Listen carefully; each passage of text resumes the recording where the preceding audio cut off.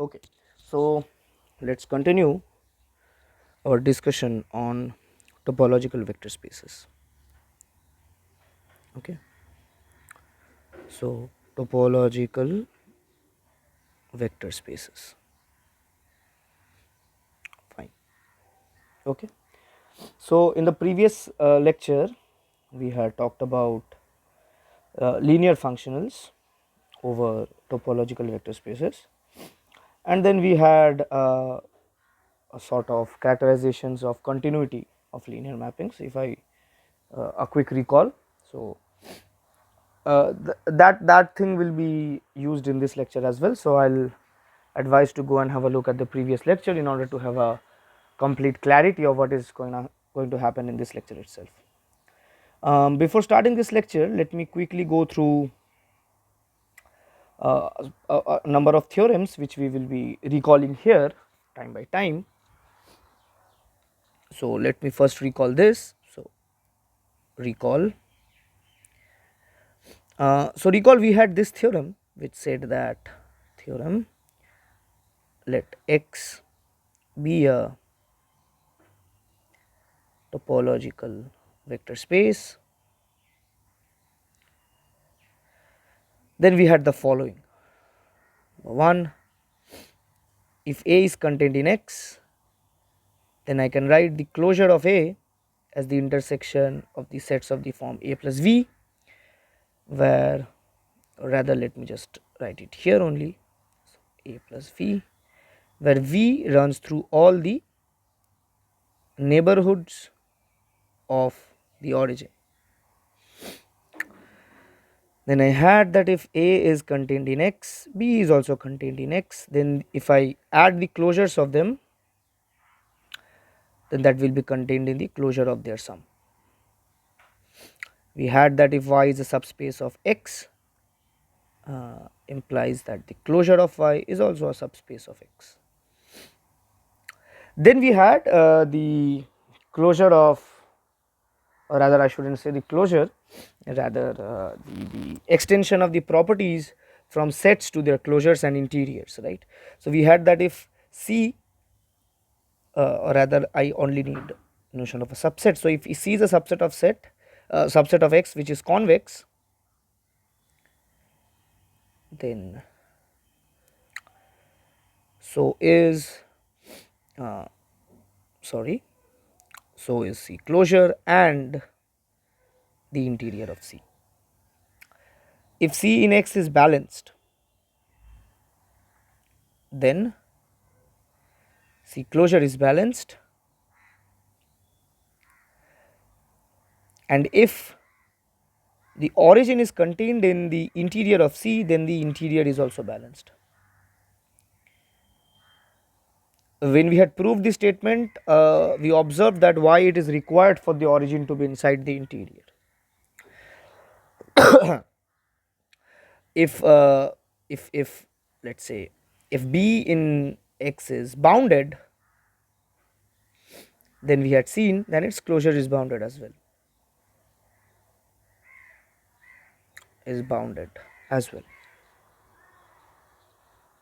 Fine. Okay, these were the things which we had observed. And one more theorem which we will be requiring here itself is I guess this theorem which we will be recalling, which was the theorem which we had proved in the previous lecture itself, which dealt with considering a sequence which tends to infinity, which is considering an unbounded sequence and taking the union of the scaled neighborhoods of the origin by scaling them by the elements of this sequence. Okay, so I do not recall whether I had numbered out that theorem or not, but if you have seen the previous theorem, I mean if you have seen the previous lecture, then whenever I am going to use that theorem, you will get to know that which is exactly the theorem I am using. And the next thing which we will be extensively requiring here is the characterization of the continuity of linear functions. Okay, so please go and have a look of these of those statements, because those things which will be required here. This I recalled because this was done I guess in 2 lectures back, so it was worth recalling. Okay.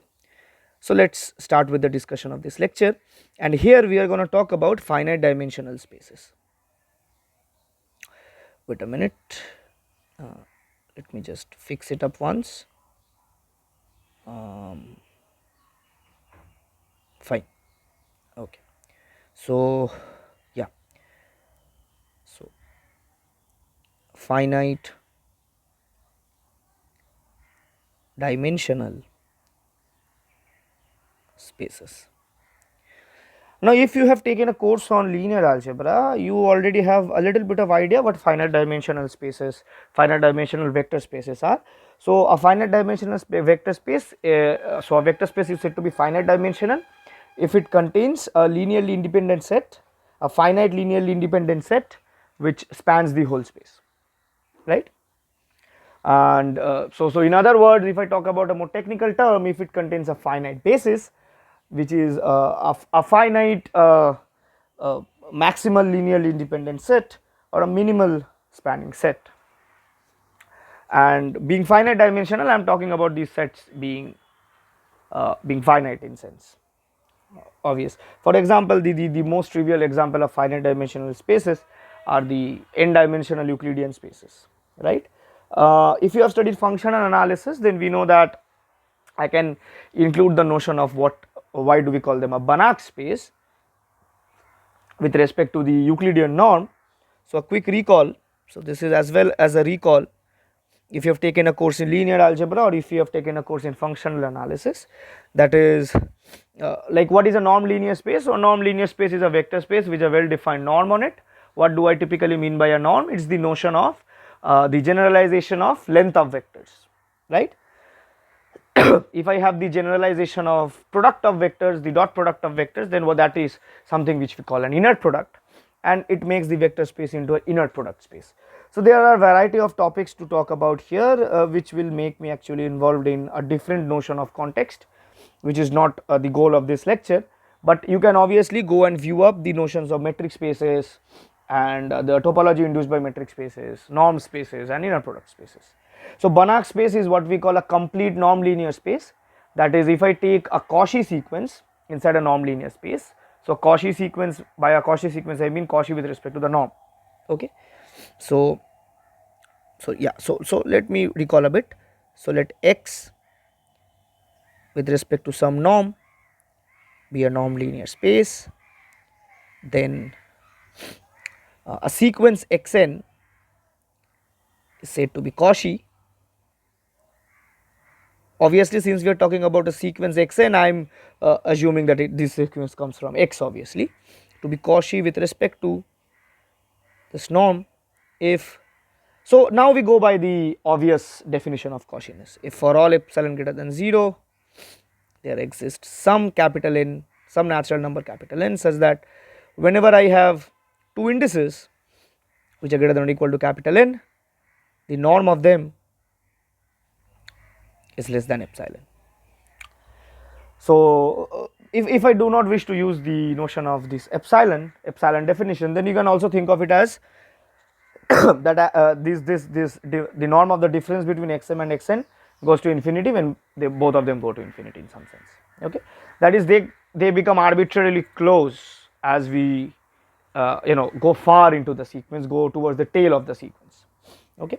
And we know that over an arbitrary metric space, Cauchy sequences need not be convergent like it happens in the reals, but it is not mandatory for all metrics in all metric spaces to hold that. In metric spaces where all Cauchy sequences are necessarily convergent, we call those metric spaces a complete metric space. And we know that whenever we are given a norm linear space, I can induce a metric on it, right.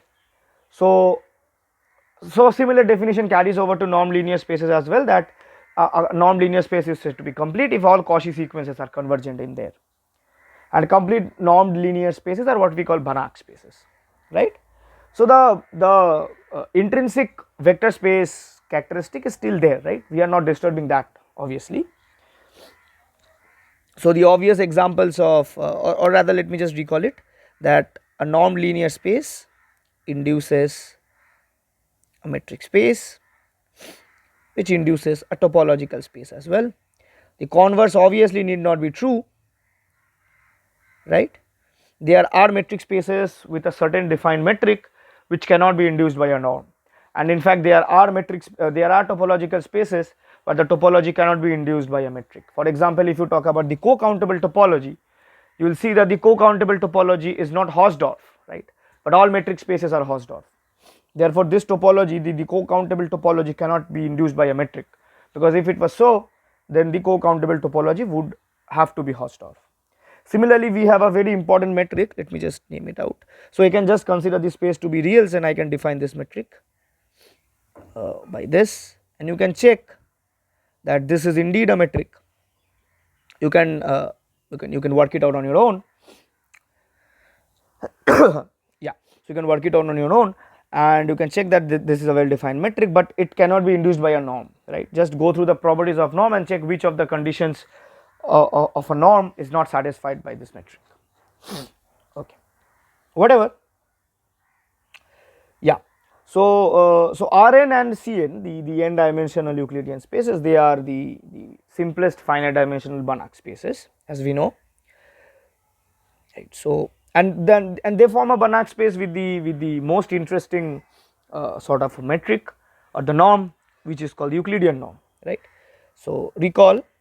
So let me talk in general for the n dimensional complex Euclidean space only. So consider Cn and let us say Z is in Cn. If Z is component wise this, then the Euclidean norm is given by the root of the sum of their modulus, modulus of each of the components. Okay. So this is what we call the standard Euclidean norm, and this is well valid for real Euclidean spaces as well, as we all know, right. But there are other such spaces, other such norms as well. There is something which we call the taxicab norm, there is something which we call the maximum norm, so on and so forth.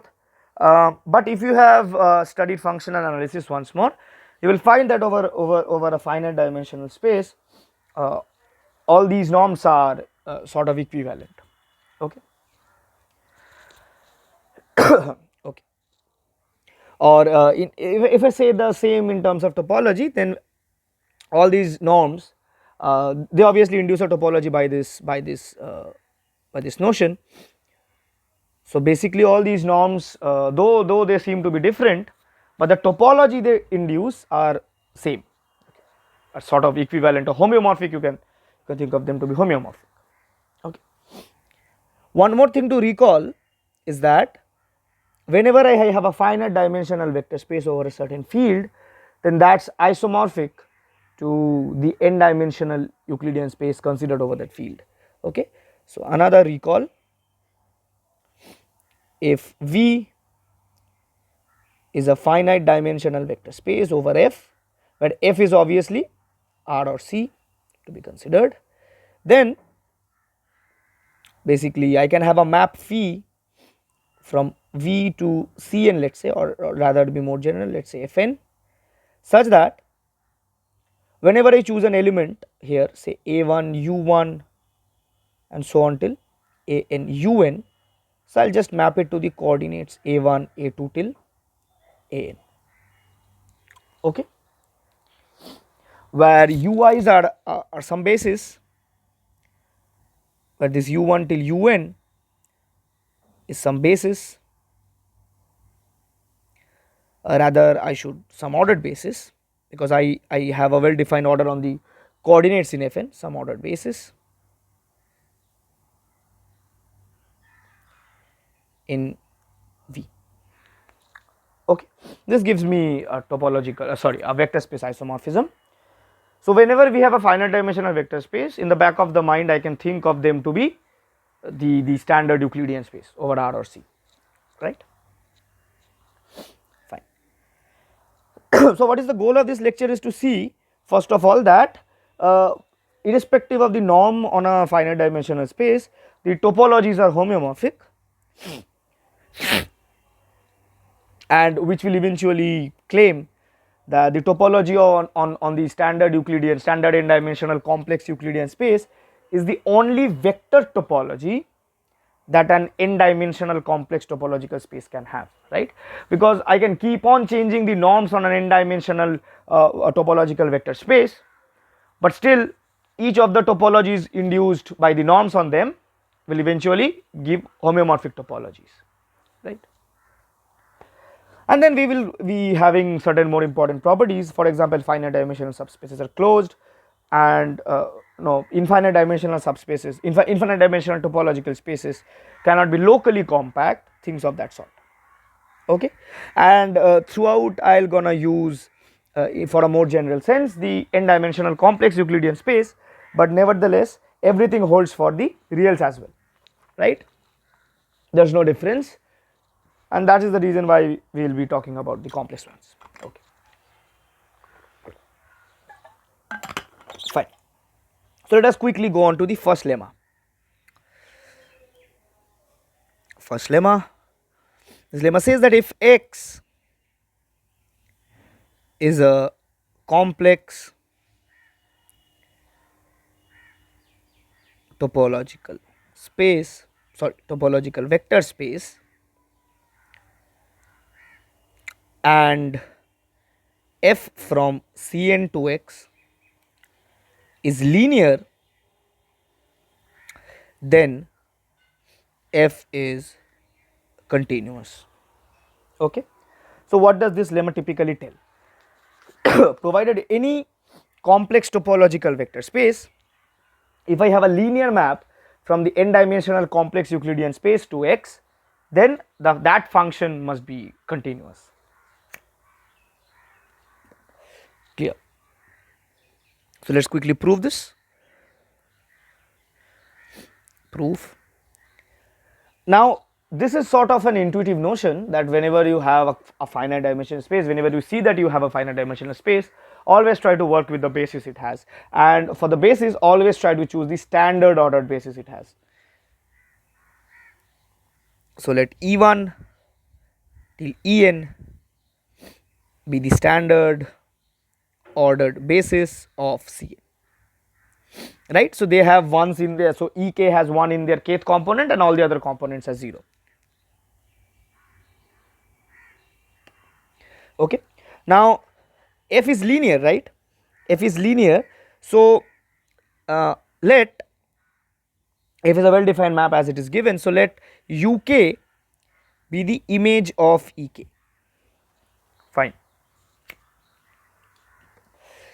got it? Okay, now yeah, so I should mention that for all k 1 to n. Okay, now let Z be in Cn, then the coordinates of Z with respect to the standard ordered basis, let us say Z1 Z2 till Zn, so I can write Z as Z1 E1 plus Z2 E2 and so on till Zn En. If I operate with the map on both sides, I get this to be f times Z1 E1 and so on till Zn En, and then I have f of Z1 times f of E1. So what I will have there is that yeah, so E1 will become U1, so U1 f of Z1 and so on till Un f of Zn, right? Fine. Okay, I guess we are going good, or yeah, let me think a bit. I guess I should have something more here. Fine, right?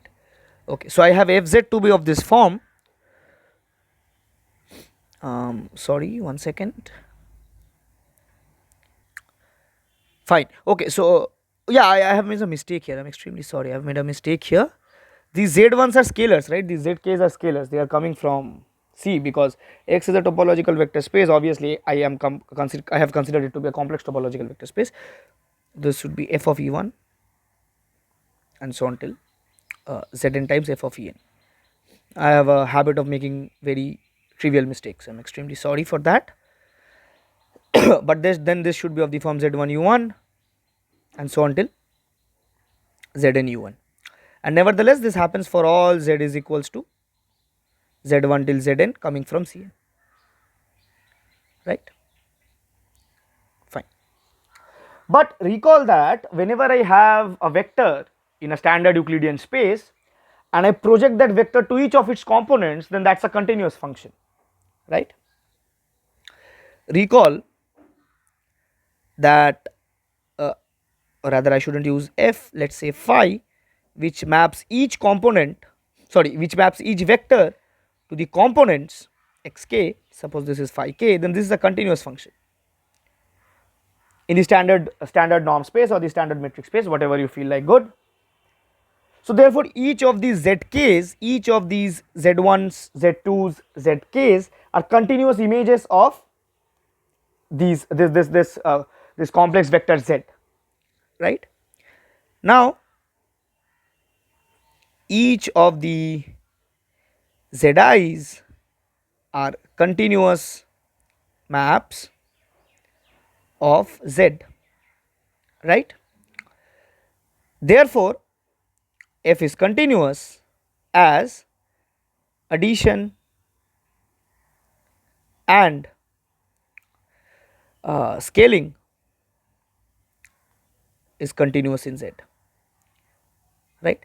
You can think each of these zi's to be continuous images of z being projected to zi, being projected from z1 z2 till zn, this vector to zi, and then I have scaling and addition. All of these are continuous, so you can think of them to be a addition, scaling and composition of continuous maps, eventually getting a continuous map. So f needs to be continuous, right? Sorry, not z, x, phi. Okay. So what we have concluded is that whenever I have a linear map from the n dimensional complex Euclidean space to a complex topological vector space, it has to be continuous. Okay. So that's sort of a very important property of linear maps from the standard n dimensional complex Euclidean space to complex topological vector spaces. Now we are ready to attack a theorem which says that if n is a positive integer and y is a n dimensional, yeah, so we have reached finite dimensional properties, n dimensional subspace of a complex topological vector space X, then number 1 is that every isomorphism of Cn onto Y as vector space maps are homeomorphisms.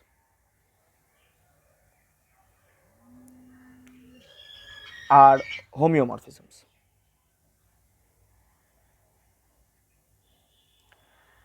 And number 2, phi is closed, right? So now I can bring down this theorem to just a n-dimensional topological vector space rather than talking about the subspace, which will eventually talk about the fact that finite dimensional topological vector spaces are closed, right? Yeah, so let's see the proof of it.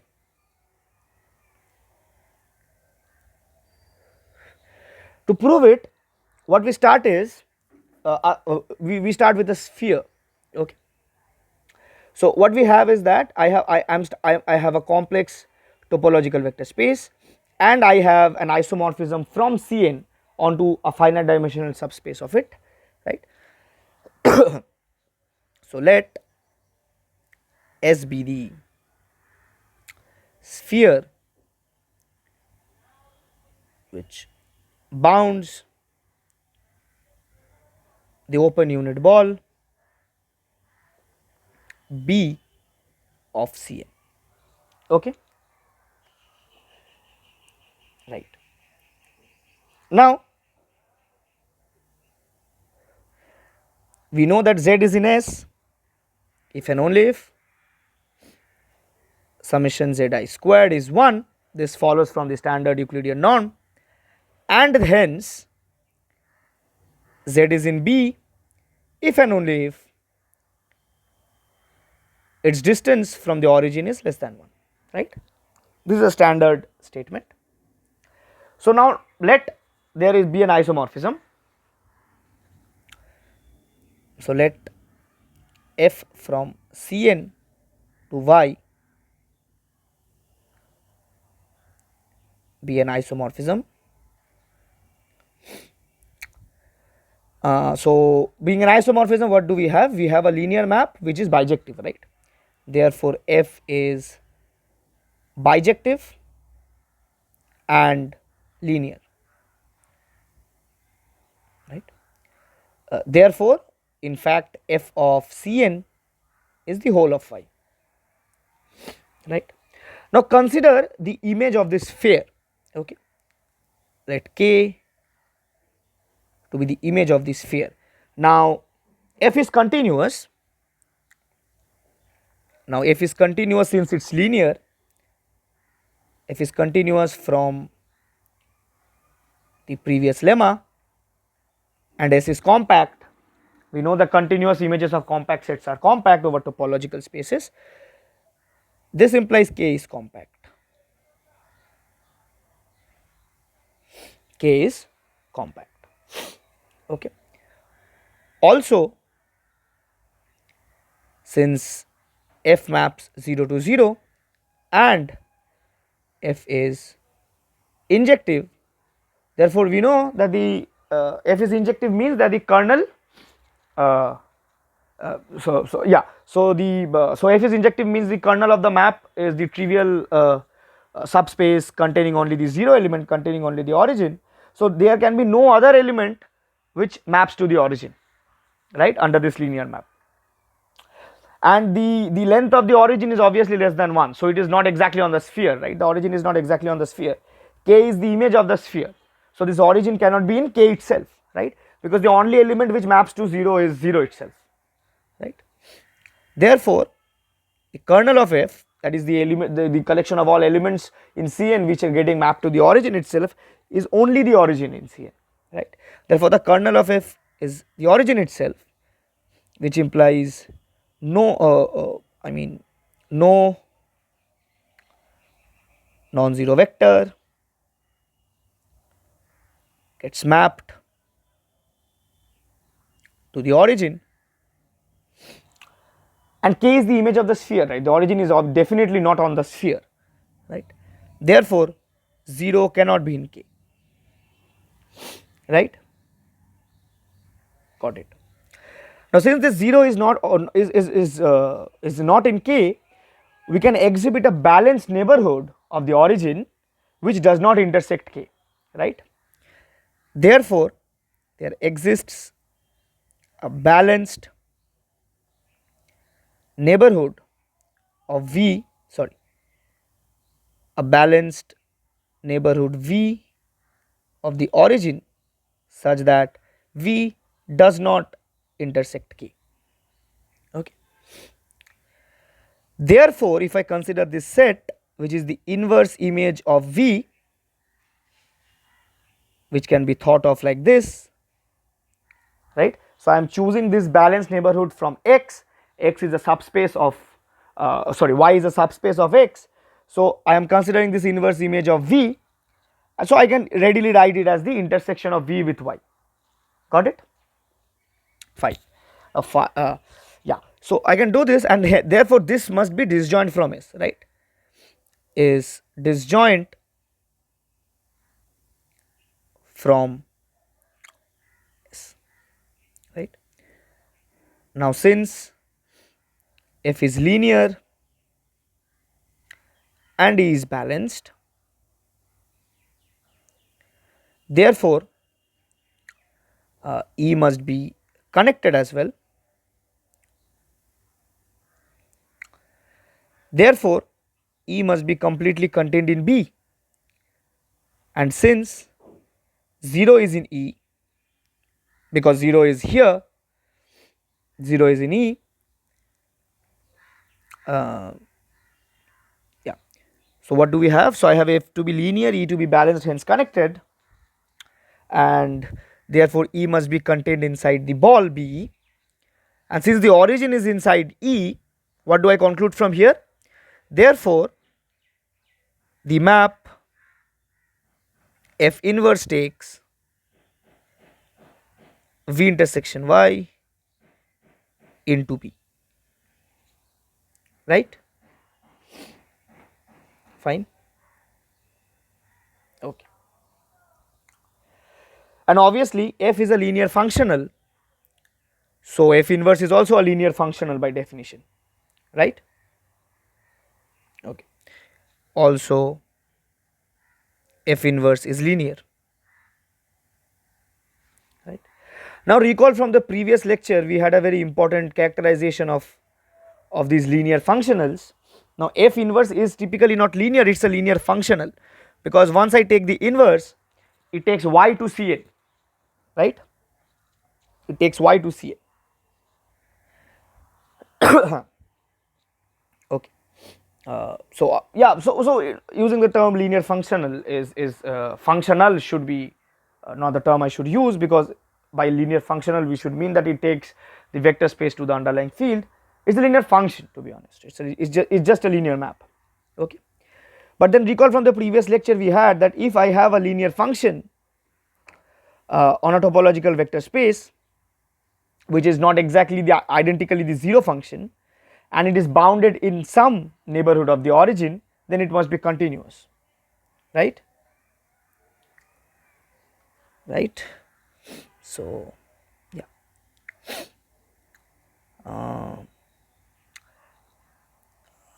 Now F inverse can be thought of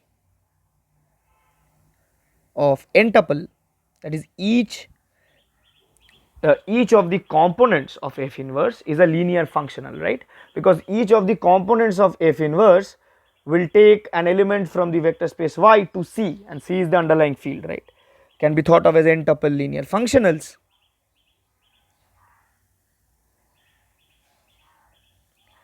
And therefore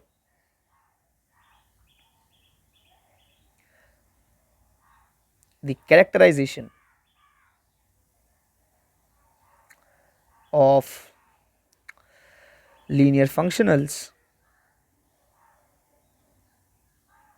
imply that F inverse should be continuous, right? Which implies that F is indeed a homeomorphism. Fine, right? Okay, now let us move on to the next part of the proof. What does the next part says? The next part says that I need to show Y is closed, so I need to show that the closure of Y is exactly equal to Y, or the closure of Y is contained inside Y. Okay, so the proof of P. So let P be an element of from the closure of Y. Let F and V be as in A. Okay, so V is a neighborhood around 0, around the origin, with the necessary conditions which we had in part A, that is it needs to be balanced, right? We had assumed V to be balanced, and F was the isomorphism from Cn to Y. Okay, now not capital A, small a. Now for some t greater than 0, this P is in TV, right? Fine. Which implies that P is in the closure of Y intersection TV, but then this must be contained in F of TB, and then this must be contained in F of TB closure, right? Now f of tb closure is closed in X. Why is it so? Because tb closure is compact, right? So tb closure is closed in X, hence P is in f of tb closure, which is contained in Y, right? Fine, right?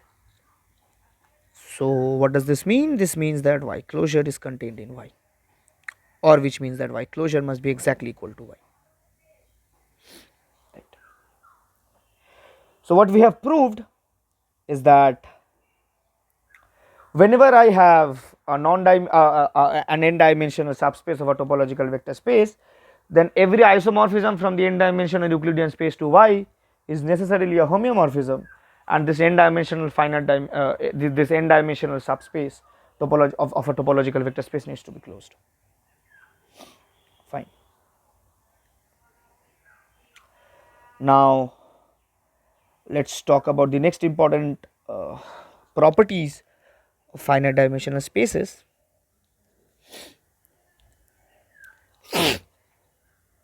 Okay, so yeah, I think it's good time to talk about this, and at this point theorem, every locally compact topological vector space X has finite dimension, right? Once we prove this, we can obviously observe that, so if X is infinite dimensional, it cannot be locally compact, right? Do you recall what is meant by locally being locally compact? So let me just recall it a bit. So this we had done in a number of lectures back. So X is said to be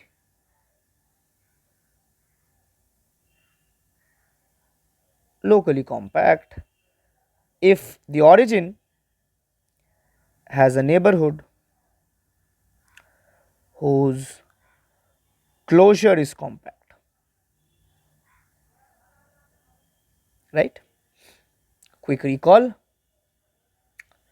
Fine. Now let's prove this theorem. Fine. So proof. Okay. Fine. Now we know that so what are we given? We are given that every locally compact topological space. So I need to start with a locally compact topological space. That means I need to start with a topological vector with a topological vector space whose origin has a neighborhood whose closure is compact, right? So by hypothesis, the origin in X has a neighborhood, say V, whose closure is compact. Fine. Right. Now recall the theorem which we had did previously, as I was saying about the sequence. So let me just recall the theorem once, and then we will be moving on with the proof. So recall that if V is a neighborhood of 0 or the origin in a topological vector space X, then recall what we had that number 1, or rather I guess we will be requiring only this bit, that every compact subset K of X is bounded. Okay.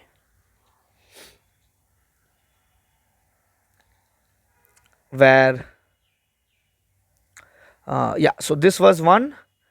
Then I had the following, that if I have a unbounded sequence, I guess this was it, the statement exactly, and it continued such that Rn tends to infinity, that is a divergent sequence or an unbounded sequence as n tends to infinity, then x is the union of n equals to 1 to infinity r and v. This in fact helps us prove the compactness, as I recall. And if I have a sequence which converges to 0, then using that sequence, if I scale v, I will get a local base for x. That is, if delta 1 less than delta 2 and so on, such that delta n goes to 0 as n tends to infinity, and if v is bounded,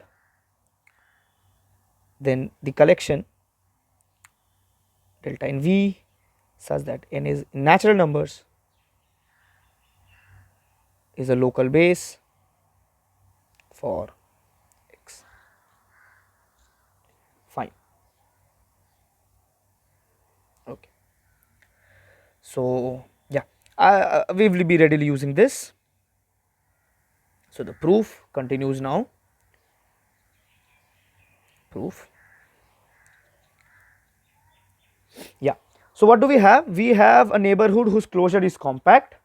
So once its closure is compact, I know that this neighborhood should be contained inside the closure. The closure is compact, so it's bounded. So this neighborhood must be bounded, right? Now, since the closure of V is compact, V is bounded, and hence I have a sequence delta n's, so which can be considered this to be this 2 to the power minus n, the sequence 2 to the power minus n, because it readily converges to 0. This forms a local base, right?